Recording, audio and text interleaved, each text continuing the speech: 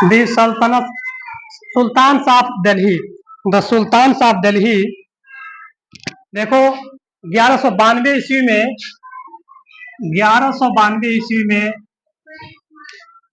मोहम्मद गौरी भारत पर आक्रमण किया था और उसने युद्ध करके पृथ्वीराज चौहान, जिनको पृथ्वीराज चौहान तृतीय कहते हैं, पृथ्वीराज तृतीय हैं, पृथ्वीराज तृतीय,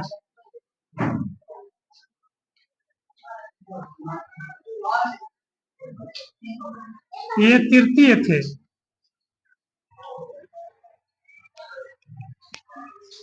इनको हरा दिया मोहम्मद गौरी।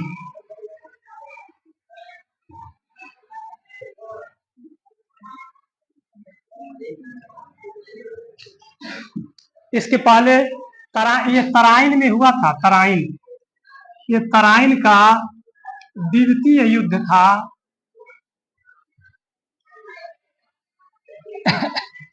तराइन का द्वितीय युद्ध था जिसको मोहम्मद गौरी ने जीत लिया। लेकिन इसको जीतने का मेन जो वजह था, कारण था, यह जयचंद प्राकृतिक दुश्मन था इस पृथ्वीराज चौहान का। इस पृथ्वीराज चौहान तृतीय का प्राकृतिक दुश्मन था और 1191 में इसने युद्ध किया था पृथ्वीराज चौहान से, लेकिन हार गया यह 1191 में। तराइन का प्रथम युद्ध 1191 में हुआ और इस युद्ध में मोहम्मद गौरी परास्त हो गया था।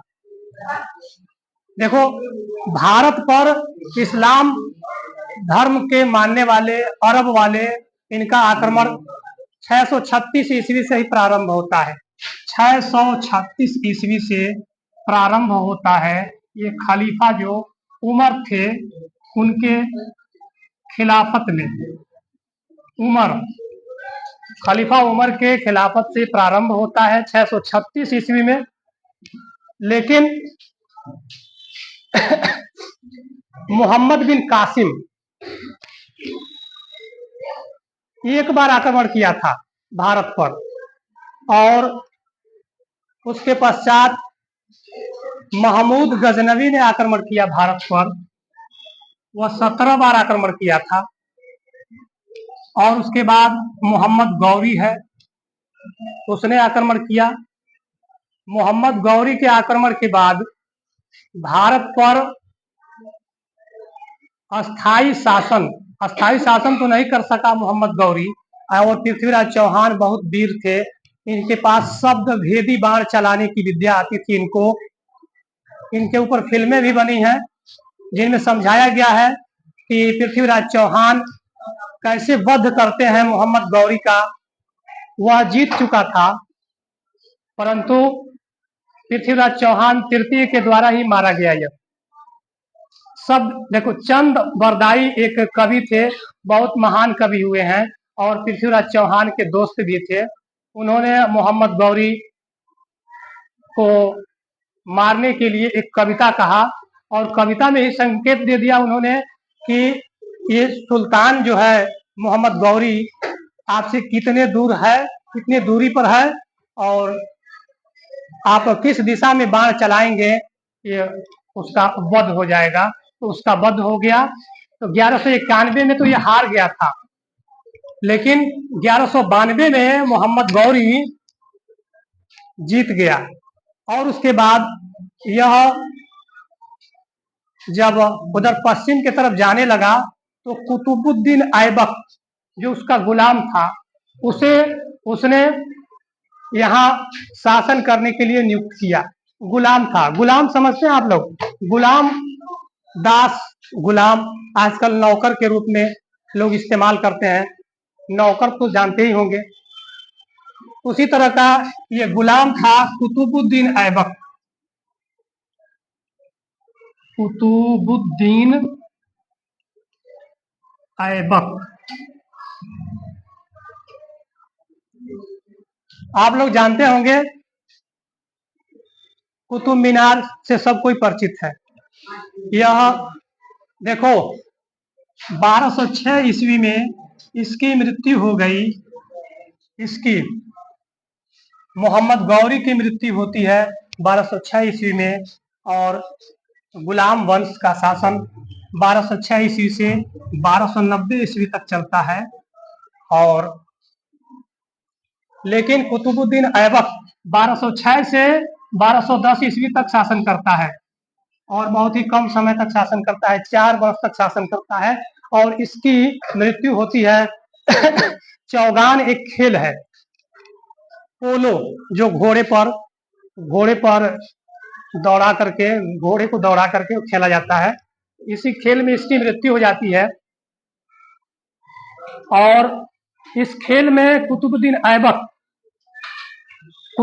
ऐबक की मृत्यु 1210 ईस्वी में होती है।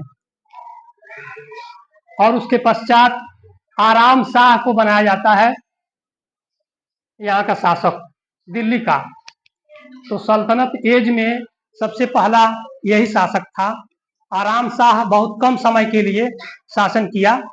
और उसके बाद कुतुबुद्दीन ऐबक के बाद इल्तुतमिश, जो उसका दामाद था, उसे शासन सौंपा गया और उसे ही वास्तविक गुलाम वंश का वास्तविक और पहला शासक माना जाता है। क्योंकि ये कुतुबुद्दीन ऐबक जो है, इसने अपने शासन को चलाने के लिए काम तो किया चलाने का, लेकिन वास्तविक गुलाम की तरह अपने आप को प्रतिष्ठित नहीं किया।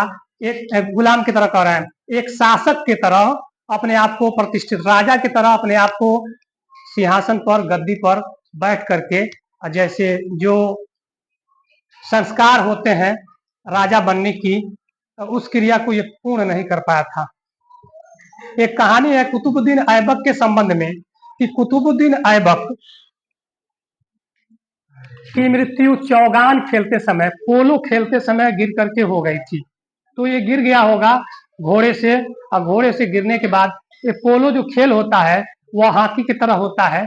उसमें घोड़े पर सवार होकर के और घोड़े पर ही दौड़ाया जाता है और गेंद को मारा जाता है हॉकी की तरह। तो ये गिर गया होगा। लेकिन फारसी में एक किताब है, उसमें इसके मृत्यु का वर्णन है। कुतुबुद्दीन ऐबक की मृत्यु कैसे हुई। सुभरक नाम का एक घोड़ा था, वह उदयपुर के जो राजा थे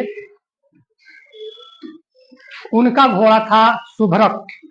तो उदयपुर के जो राजा थे कौन सिंह, उनको जीत लिया था इसने, कुतुबुद्दीन ऐबक ने युद्ध में जीत लिया था। लेकिन युद्ध में जीतने के पश्चात उनके घोड़े को भी रख लिया और जन्नत बाग उसके द्वारा बनवाया गया कोई बाग था, उसमें क्या किया कि उनको मृत्यु दंड, मैंने उनका सर कलम करके उसी, मैं ये अपनी तरफ से नहीं कह रहा हूँ, ये एक फारसी किताब में लिखा हुआ है।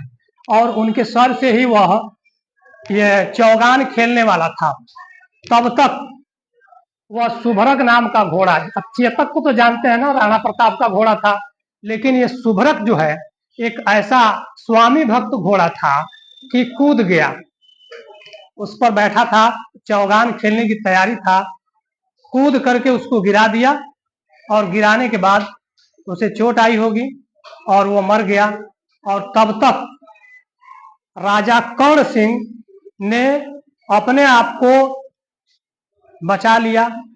और जब सुल्तान मर गया, कुतुबुद्दीन ऐबक मर गया, तो वो बच गए, उनको मृत्यु दंड देने वाला था और घोड़े पर सवार होकर के वहां से भाग गए।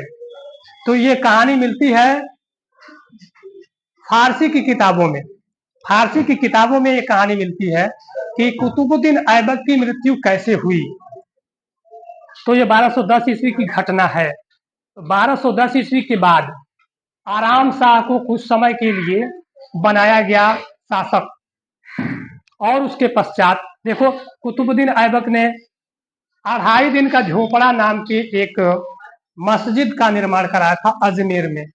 तो 2.5 दिन का झोपड़ा इसलिए उसका नाम पड़ा क्योंकि यह 2.5 दिन में ही इसको मतलब बनवाया था। आजकल आप जानते हैं कि 2.5 दिन में तो कोई मस्जिद या कोई भी मकान नहीं बन सकता है, लेकिन 3D प्रिंटिंग, इसके बारे में बता रहे हैं आपको। 3D प्रिंटिंग क्या होती है? 3D प्रिंटिंग से मकान बनाए जा सकते हैं। एक 3D प्रिंटिंग टेक्निक है नई, कि इस मकान को अगर बनाना है तो आइकन नाम की कंपनी ने 48 घंटे में एक मकान बनाई है, और 48 घंटे में एक मकान बनाई है। और हमारे भारत में एक मकान 21 दिन में बना है।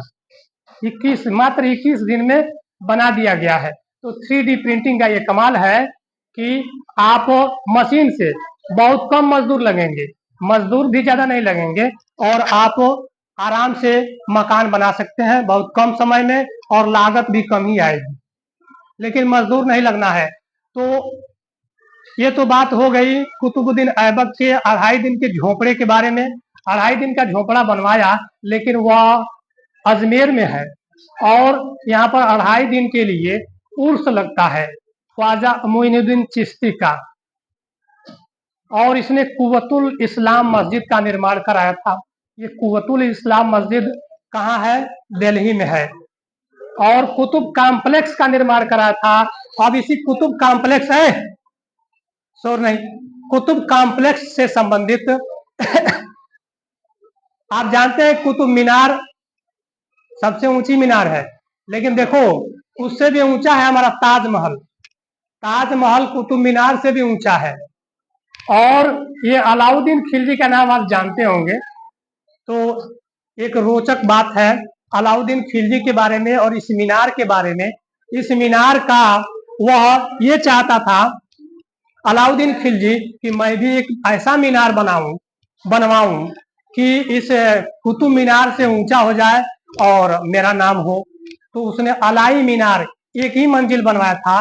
ये मलिक काफूर जो उसका सेनापति था उस पर बहुत विश्वास करता था। कौन? ये अलाउद्दीन खिलजी। उसने एक चोर मीनार का निर्माण किया है, जिसे चोर मीनार के नाम से मशहूर है। उसमें बहुत ज्यादा छिद्र हैं और क्या करता था, चोरों को सजा दे करके उनका सर कलम करके उनके सर को लटकाया जाता था। उस मीनार के चारों तरफ छेद है बहुत ज्यादा, ये दिखाने के लिए कि हम चोर लोगों की ऐसी सजा देते हैं। तो इसका तो अच्छा काम है, लेकिन ये मलिक काफूर जो है उसको ज्यादा ऊंचा नहीं बनवा पाया। मलिक काफूर पर ज्यादा विश्वास करता था। कौन? ये अलाउद्दीन खिलजी। तो ये कुतुबुद्दीन ऐबक द्वारा बनवाई गई कुतुब मीनार से संबंधित बात है। ये कुतुब कॉम्प्लेक्स के ही पास है, कुतुब मीनार के ही पास है अलाई मीनार, जो चोर मीनार के नाम से भी मशहूर है। और एक बात है, 2.5 दिन का झोपड़ा जो एक संस्कृत विश्वविद्यालय था उसको तोड़ करके बनवाया गया, क्योंकि 2.5 दिन में एक हम मस्जिद का या एक किसी घर का निर्माण नहीं कर सकते हैं। तो ये तो बात हो गई कुतुबुद्दीन ऐबक के संबंध में, ठीक है।